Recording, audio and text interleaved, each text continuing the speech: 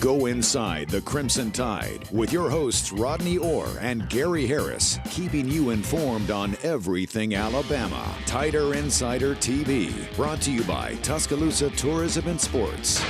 And good evening, everybody, and welcome into Tider Insider TV, brought to you by Tuscaloosa Tourism and Sports. I'm Gary Harris, alongside Rodney Orr of TiderInsider.com, and this is the show the week after I picked Alabama to lose to Texas A&M, and I've had to live with it, Rod. And listen, I've enjoyed it. On my radio show, I got the calls. Do you want, Tabasco with that crow or spicy mustard? I just take it plain. Well, I'm a man. When I walked into the studio, they asked me, why are you wearing maroon? I said, well, you beat Mississippi State, you beat Texas A&M. You're celebrating. Why not rub it in? And now this week, it's the Arkansas Razorbacks. No, we don't have a roasted pig like we had one year on Crimson Tide Kickoff, but we're going to get into that game. But we're going to start, Rod, with A&M. Alabama, an impressive performance in Aggie Land this past weekend. A lot of people unsure if the Crimson Tide could get it done. But not only did they get it done, Rod, I think what was most impressive, and we might as well just go ahead and run through it. They've only lost one time ever at Kyle Field, and that was 2 years ago. But to only run the ball for 23 yards, to have 2 turnovers, both in your own territory, to have 14 penalties for 99 yards, including 9 pre-snap penalties, a blindside block that called a touchdown back on a block punt by Chris Braswell, and to still find a way to win the game.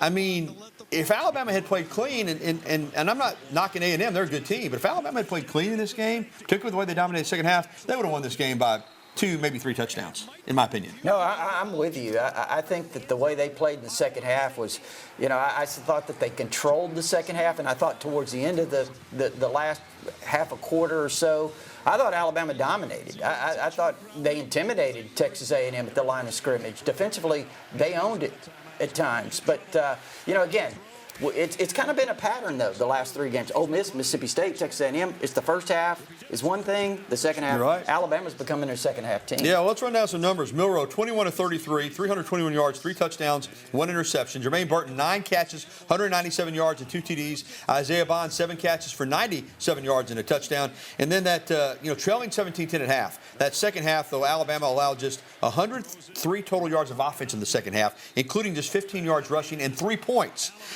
In the fourth quarter, they were dominant. They had 3 sacks in the fourth quarter, including Justin Aboybe getting Mac Johnson in the end zone for a safety that was big after Alabama had that touchdown call back to make it a 2-score lead.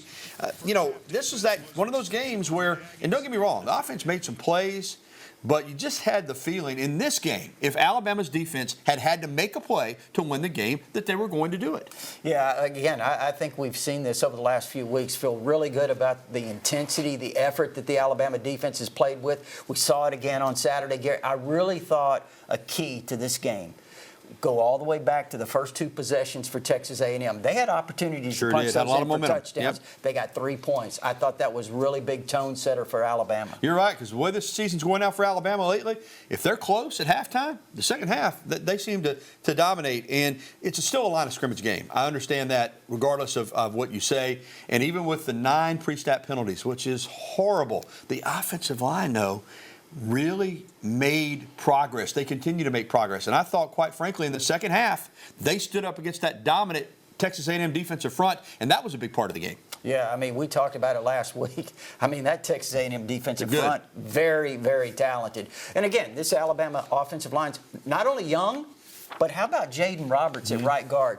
He really hasn't had much extensive playing time. This was his first opportunity to start. Did a fantastic job. And some people, Gary, would look at him and say maybe he's the third offensive right guard if you look at T.J. Ferguson's been injured. So, yeah, obviously Darian Dalcourt. So I thought it was a tremendous job by Jaden Roberts. Yeah, first start, short notice, played well against his home state school, and big for him. All right, let's get to Milroe, because you and I are in a little media group text, and I was like, Alabama's got to run the football. And you pointed out, they're just not going to let Alabama run the football.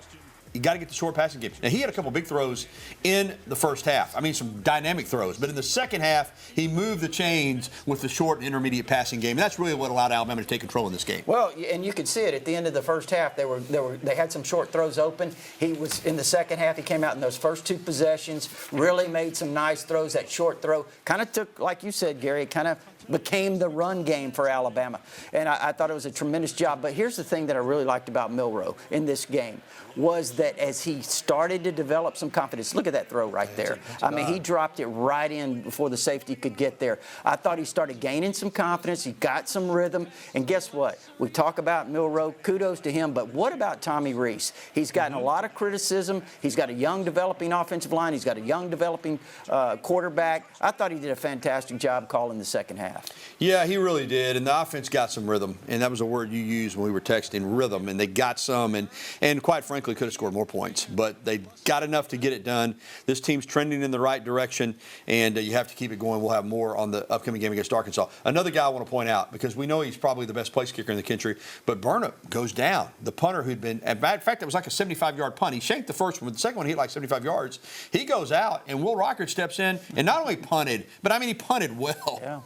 Yeah, he really did. He averaged nearly 42 yards a kick. And again, he was a fantastic punter in high school, obviously. And a lot of people thought maybe he might be the dual guy here, but he hasn't been. But you mentioned it, Gary. How valuable is it to have a guy like that can step in? Let me ask you about an injury update. Malachi Moore has probably been the leader of that secondary. He has played awesome. He went out in that game, didn't come back, and we don't know for sure what his status is going forward. Do you know anything? I don't, other than Nick Saban said twisted ankle. Some people say high ankle sprain. I really don't know, but hopefully Malachi can get back. I mean, obviously they've got a lot of talent they can shuffle around back there. Be interesting to see how they line up against Arkansas. It will. All right, it's time now for Coach Talk. Alabama committed 14 penalties against Texas A&M, as we mentioned, and 9 of those flags were of the pre-snap variety. That's too many. I don't care about the noise. I don't care what the issues are. That can't keep happening. Head coach Nick Saban was asked on Monday what caused the pre-snap penalties, and that were obviously mostly false starts. You know, the guard taps the center, and as soon as the guard tapped the center, they'd stem and move the front, which is not illegal. It was perfectly a good thing for them to do on their part. And we had numerous times where guys flinched, you know, because when you go on silent, there is no snap count. One of the advantages of playing offense is you know what the snap count is, so you know when you can get off the ball. Well, when it's so noisy, you have to go on silent. You lose that advantage. And if we're going to do that in the future, we obviously need to practice it more so our players don't get spooked by moving defense, because everybody's got to, you know, sort of go on the ball. I like what he said there. Obviously, he knows what he's talking about. But he pointed out, yeah, it's on the offense, but that is difficult. 100,000 people, you're having to go on silent. You got a true freshman left tackle, another guy coming in, it's a redshirt freshman at left tackle. You got a first game start at right guard, and you're relying on just a tap there.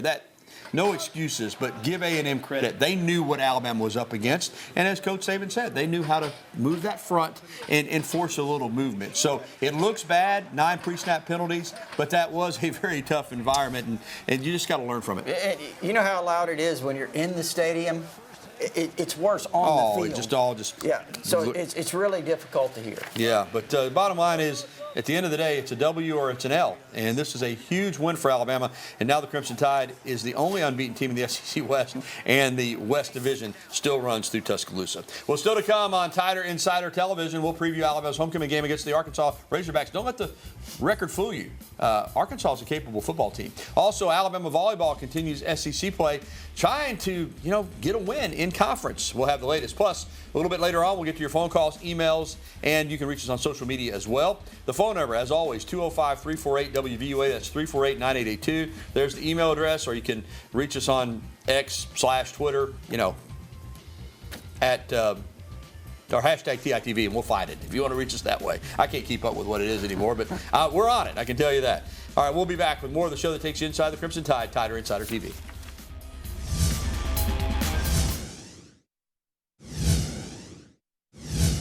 Unbelievable.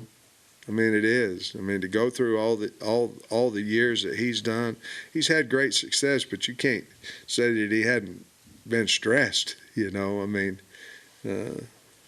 for him to do that and so successful, I mean, he's the best coach ever been. Arkansas head coach Sam Pittman marveling at Nick Saban and what he's done at Alabama and continues to do at the age of 71. Welcome back into TITV. Alongside Rodney Orr, I'm Gary Harris. And the homecoming game this Saturday is against the Arkansas Razorbacks. 11 a.m. kick. That means the homecoming parade is at 7 o'clock in the morning. Ouch. But listen, everybody's going to look at the record. 2-4, 0-3 in the conference, and they're going to say, Alabama, Nick Saban never lost to Arkansas. Yawner. It's not a yawner. Now, should Alabama win the game? Yes, Rodney. But this team almost beat LSU, almost beat Ole Miss, was in the game against A&M. If they were in those games, they can be in this game Saturday. If you don't bring it, you can look up in the fourth quarter, and this could be a competitive game. Yeah, I think they're better than what their record. They've lost 4 in a row, but like you mentioned, Gary, they've been very competitive. KJ Jefferson right there. He's had a lot of success in games against Alabama. He's a very good player. He's a dangerous player. They've got some guys offensively. Now, they don't run the ball as well as maybe they have in the past. They average just over 100 yards a game rushing, but they're still very, very capable football team. I mean, obviously, they've got a lot of really good athletes on defense as well. But, this may not be Sam Pittman's best team. But, again, like you said, Gary, very dangerous team. And I tell you why. Not only is it an early game, but also Alabama coming off that, it's kind of an emotional win when you go on the road, play like they played against Texas A&M. Now you got to come back to this game. You got to get your feet back on the ground. A mature football team can do that. This is kind of an inexperienced Alabama team in some respects. So it's going to be interesting to see how do they respond on Saturday morning when this game kicks off. Yeah, as we said, Saban 16-0 against the Razorbacks at Alabama. Alabama leads the all-time series 26-7. Last year, 49-26. And Jalen Milroe's got a lot of history against this team. That was the first game that he played significant minutes as Alabama's quarterback when Bryce Young went down with that shoulder injury in the second quarter. He came in, looked good early. Arkansas caught up. And then he and Gibbs with the run game really put that thing away, 49-26. But he's got to have some positive vibes from what he was able to do last year in Fayetteville. Oh, absolutely. And I think a lot of positive vibes from what happened last Saturday because he had to gain a lot of confidence. And I think the players around him as well, the receivers. I mean, I don't even know if we've mentioned, I'm sure you did, Jermaine Burton. What a day he had. Yeah, I think when you look at this receiver core, they have a chance to be start to really blossom. All right, KJ Jefferson, he can be hot, he can be cold, but, we look at Jalen Milroe and a physical presence that he is. Jefferson's bigger than Milroe. Yeah. I mean, he can really do some things with his arm and his legs. If Malachi Moore is not able to go, secondary's going to have to be shuffled a little bit. I'm sure that with Rocket Sanders having not played, I don't know what his status is, played much. Their run game has not been very good, but you can't let them hit big plays through the air because they're capable of getting chunk plays. They're definitely capable. We saw it happening against LSU. They hit some plays. Yep. They got a freshman tight end, Luke Haas.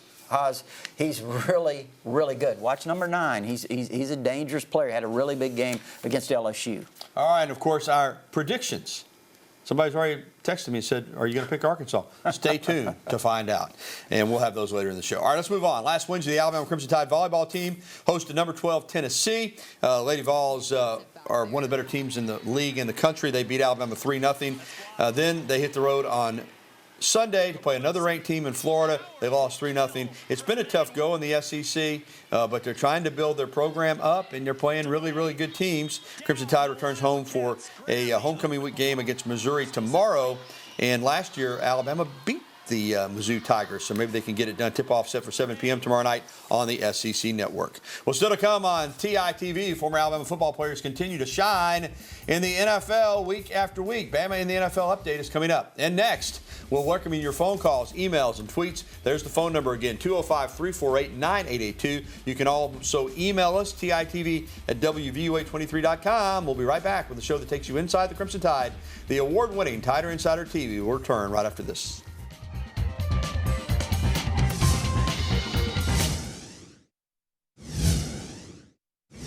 Bama in the NFL now. Tua Tagovailoa threw for 308 yards and 2 touchdowns as the most explosive offense in the National Football League. The Miami Dolphins beat the New York Giants 31-16 on Sunday. Tua's old teammate Jalen Hurts in Philadelphia beat the Rams 23-14 to improve to 5-0. The Eagles and the Niners are the only 2 unbeaten teams remaining in the NFL. Hurts threw for 303 yards and rushed for 72 yards and another touchdown. He threw for 1 as well, as it's his 5th career game with 300-plus passing yards and a rushing TD, passing Michael Vick for the most in Eagles history. C.J. Mosley had 13 tackles, 2 tackles for loss, and a pass defended to help the Jets get a big 31-21 win over the Denver Broncos. Patrick Surtain had an interception for the Broncos in that game. And Calvin Ridley came up clutch for the Jaguars. Seemed like every time he caught a ball, it was for a first down over in London. Ridley finished with 122 yards receiving. He gained first downs on 8 of his 9 catches, and we hope to catch up to Calvin Ridley. Since I'm talking about Calvin Ridley, there we go. Calvin Ridley catching balls over the field as the Jaguars upset the Bills did the Dolphins a favor over in London, 25-20. All right, welcome back. We're Rodney Orr. I'm Gary Harris. Let's get out on the phones. Dale is with us from down in Moundville. You lead us off, Dale. Good evening. How are you? Hey, I'm good, Rodney and Gary. Roll Tide. Good. Just wondering what your thoughts are on the progression of the defensive line. You remember I said on your show about right before the season started, after we lost Jamil Burrows, that Tim Keenan was going to have a breakout year. And so far, after 6 games, I think he's on track. I think he makes other players better around him, and because he pushes the pocket into the quarterback. Dale, you're absolutely right. You did call it, and he is a force. He ties up 2 blockers. You ask about progression, I'll let Rodney say most of it, but I'm very pleased with the progression. It was the best game the defensive line has played in a long time around here against A&M, in my opinion. Yeah, I agree with you. I think in the second half, when you start seeing them knocking guys over like they're bowling pins, I mean, that was pretty amazing. Yeah, they were. They were really just shoving guys back into the quarterback. Yeah, man. Otis, Justin Aboybe, I think he maybe the best game of his career. Yeah, won some honors for that. So that was really good. Tim Smith played really well. Damon Payne is played well at times. Jamarian Latham as well. So, I mean, they've got a group of guys that I think right now are playing really, really well. And like Gary said, I mean, I think, Dale, they're playing as well as they've played in several years. Yeah, Rodney, we consider them OLBs, but a lot of times they have their hand in the dirt. And obviously, Turner's, I think, got 7 sacks on the season. But Chris Braswell is having a dominant year. Yeah. Yeah, I thought, obviously he had the pick 6, and again, he's harassing the quarterback at times, and also had the block. Yeah. I mean, what a play that was. I mean, to be able to block it, pick it up, run it in. Split the double team, blocked it, caught it, ran it back for a touchdown, and unfortunately it got taken off the board because his buddy Dallas Turner, questionable blindside block. All right, let's go to Alabaster, and our buddy Putty is with us. Hey, Putty. Hey, Gary. Hey, Rodney. I hope y'all are doing good. Yes, sir. I wanted to hear a little bit more about number 77, maybe his recruitment, and then your opinion if the offensive line played better with him in there. All right, Rodney. Jalen Roberts, his recruitment was he was one time committed to Auburn. He was. And how did you think the offensive line played overall? Yeah. Look, I thought they played really well given the circumstances. I mean, it was going to be difficult to run. I know a lot of people are complaining about that. What was it, 23 yards rushing, whatever it was. Yardage comes off that total, too, though. Yeah. So, and I think some of those sacks, too, weren't really on the offensive line completely. So, with all that said, I think they're progressing. I think Jaden Roberts played really well. Now, did he play better than Dalcourt? I'm not really, certainly not in a position to make that comment. I don't do the grade, so I don't know. But I thought he played really well for the first start. And, yeah, like Gary said, he was originally committed to Auburn. He flipped to Alabama on that early signing day period. On that Wednesday when he signed, he flipped to Alabama. So he's a really good player. He's out of the Houston area. Yeah, big physical dude, that's for sure. All right, thanks for the phone calls. More phone calls are on the way, and phone lines are open at 205-348-9882. Also, our email of the day is coming up, and news on Alabama cross country when we come back. Get those calls in. Phone lines are open right now. Again, that phone number, 205-348-9882. We'll be right back after this.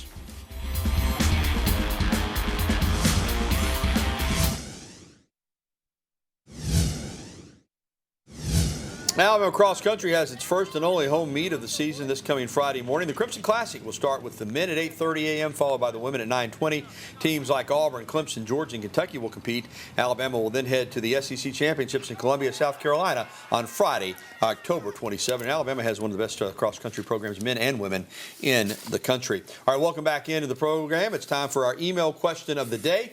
And the email question of the day is brought to you by KDM Service Corporation. KDM Service Corporation serving your family like our family. Now let's get to it. It is from Jim in Sparks, Nevada. I refer to Isaiah Bond as 007. He ought to change his number to that. What do you guys think? Well, I tell you what, he has been stealth lately. He's been getting open. He's been catching the ball. He wears 17. Maybe he should consider changing it to 7. But this is a guy, Rodney, that when he came out of Buford, Georgia, everybody knew he had tremendous talent. There was some concern about him dropping balls in practice, but I got to say this year in the games, he hasn't dropped very many at all. Yeah. Let's don't jinx him, okay? Yeah. Look, no, he's guy's got great speed. I mean, he's what, Gary, 400 meters or faster, maybe, coming out of high school. Guy that was originally committed to Florida. Flipped to Bama. Yeah, and while he doesn't do the waddle like Jalen Waddle, he does do that 17. He serves that number, gives it Really its proper does, ability because he's really, really good. All right, are we going to go to a phone call now? Is that what we got? All right, Give it to me again. Bill? All right, Bill in Tuscaloosa. Let's go to Bill in Tuscaloosa with us on the phone. Hey, good evening, Bill. Good evening, Gary and Rodney. How about y'all? Hey, BT. What's up, buddy? I'm going to ask the update on the player who got hurt Saturday. I just want to ask. Well, we talked about Malachi Moore, possible high ankle sprain. Rodney said we don't know yet. I mean, I'm sure they're not going to. You can't. Twisted ankle, yeah, you can't rush those things back. Whatever. Yeah, right. so hopefully he'll be good to go. But this is the time of the year that Dalcourt was out this past game. But a good thing about Alabama is they got a lot of depth. Are we going to get to one more email? Let's go to Lori in Beaufort, Georgia. Wants to know why isn't Justice Haynes playing? Well, he's a freshman and he's a terrific running back, Rodney. But he's going to be fine. He's very talented. He's just got 2 seniors ahead of him. Yeah, the pride of Beaufort, Georgia. A lot of good Beaufort players on this Alabama team. Bond, Justice Haynes, he's going to be a great player, I think. Gary, it's just a matter of time. Don't know when he'll get his opportunity, but I certainly wouldn't be surprised if down the stretch he starts to get a few more carries. Yeah, he's going to be a good one. Again, it's just kind of the way it's worked at Alabama. You kind of have to wait your turn sometimes, but those that do usually they benefit from it. All right, thanks for the phone calls and the emails. Still to come on TITV, former Alabama women's golfers earned their tour cards and more. We've got that. And also, we'll have our predictions. And I know a lot of people are tuning in to see if I pick against the Titans. Let me go ahead and clue you in. No, I'm not. But we'll tell you what I think the score is going to be. Stay tuned.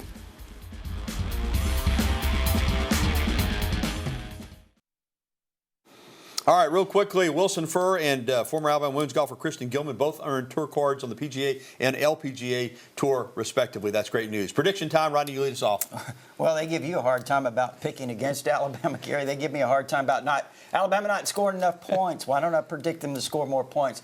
Well, look, you just have to win. I've got Alabama 28-17. Yeah, well, I'm not picking against the Tide this week. And, in fact, I think Alabama offensively is going to get something going in this game. I have a lot of respect for Arkansas, but Alabama's better. And I really like the way this Alabama team is trending. If they can cut down on the mistakes, they're going to win this one. I've got it Alabama handily, 35-16 on homecoming to make it a homecoming Saturday to remember. Remember, the parade is at 7 a.m. All right, that's going to wrap it up for TITV. A reminder, you can catch a replay tonight at 10:30 or anytime at WVUA23.com. For Rodney Orr, I'm Gary Harris. Good night, everybody.